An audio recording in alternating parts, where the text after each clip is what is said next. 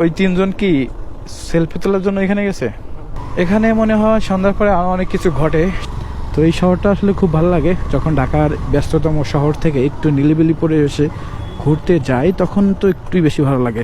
আমরা ঢুকে পড়ছি হচ্ছে গ্রিন মডেল টাউন। সো আবাসিক একটা নতুন এলাকা, অনেক সুন্দর একটা শহর তৈরি হচ্ছে অ্যান্ড সেইটার ভিতরেই প্রবেশ করছি। কোথায় যাই, কি করি, সব কিছু থাকবে আজকের এই ভিডিওতে। এখানে কি ক্রিকেট খেলতেছে, ও ফুটবল। ভালো, ঢাকার শহরে এরকম খেলাধুলা খুবই কম দেখা যায়।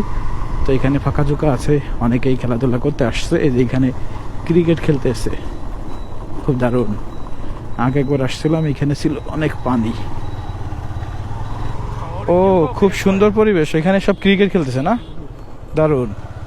আর এখানে ফটোশুট চলতেছে,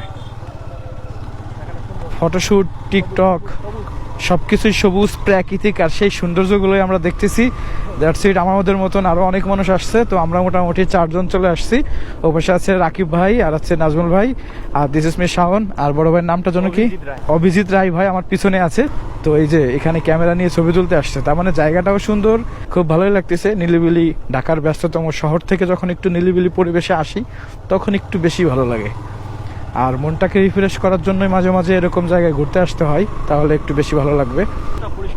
ওই তিনজন কি সেলফি তোলার জন্য এখানে গেছে? ও এটা একটা ঘর ছিল। যাই হোক, আজকে মেঘলা মেঘলা ওয়েদার কিন্তু নাই, পরিবেশটা সুন্দর আছে। ও কি দারুণ, বিকালের এই ওয়েদারটাও আসলে ভালো লাগে, যার জন্য ওই ভালো লাগাটার মজাটাই পাচ্ছি।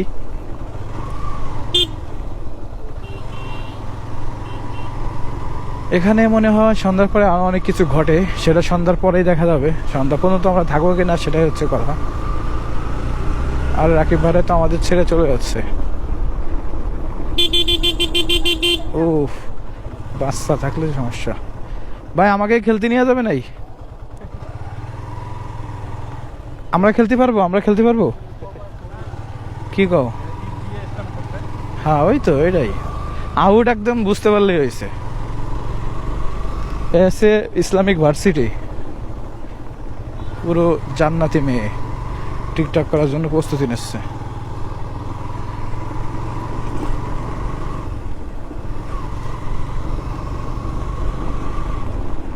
আসলে প্রাকৃতিক সৌন্দর্য একটু বেশি সুন্দর লাগে। রে শর্ট ফিল্ম চলতেছে না? ঠিক আছে, চলবে। শুটিং চলতেছে, হ্যাঁ ভাই। শুটিং হবে না?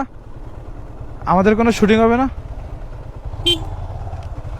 আরে আমরা তো পাহাড়ি এলাকার মানে চলে আসছি, তো মনে হচ্ছে নিচে হচ্ছে নদী, আর নিজে নদীর পাড় দিয়ে আমরা পার হচ্ছি, এরকম একটা ব্যাপার। তো এই যাচ্ছে পাথরের রাস্তা, এরকম ব্যাপার। এটা মানে রেস্টুরেন্ট হবে নাকি, মনে হয় হয়তো বা, কারণ মানুষ ঘুরতে আসলেও কিন্তু খাবে না তা তো হতে পারে না।